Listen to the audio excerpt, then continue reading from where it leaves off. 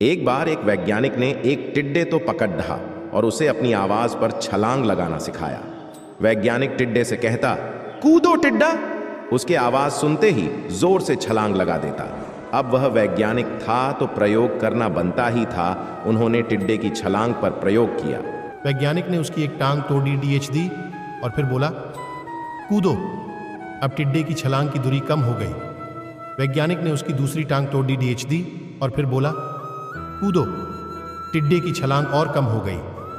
अब तोड़ी गई उसकी तीसरी टांग, फिर छलांग की दूरी और कम हो गई। एक एक करके बेचारे टिड्डे की सारी टांगें तोड़ी डीच दी गई। अब आखिरी टांग टूटने पर जब उससे कहा गया कूदो तो वह हिल भी नहीं पाया। अब वैज्ञानिक ने अपना निष्कर्ष अपनी डायरी में लिखा। जानते हो उसने क्या लिखा? जब टिड्डे की एक टांग तोड़ी गई तो वह थोड़ा बहरा हो गया। जब उसकी दूसरी टांग तोड़ी गई तो वो और बहरा हो गया। हर टांग टूटने के साथ वो और बहरा होता गया और सारी टांग टूटने के बाद वह बिल्कुल बहरा हो गया। अब जोर जोर से चिल्लाने का भी उस पर कोई असर नहीं हुआ।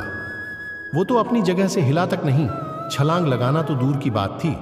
इस कहानी को सुनकर सभी को ऐसा ही लग रहा है न कि क्या मूर्ख वैज्ञानिक था। इतनी सीधी सी बात उसे समझ में नहीं आई। या कुछ लोग ये भी सोच रहे होंगे कि ये तो किसी बच्चे को भी पता है कि टिड्डे की छलांग उसके टांग टूटने की वजह से कम होती जा रही थी, ना कि वह बहरा हो गया था।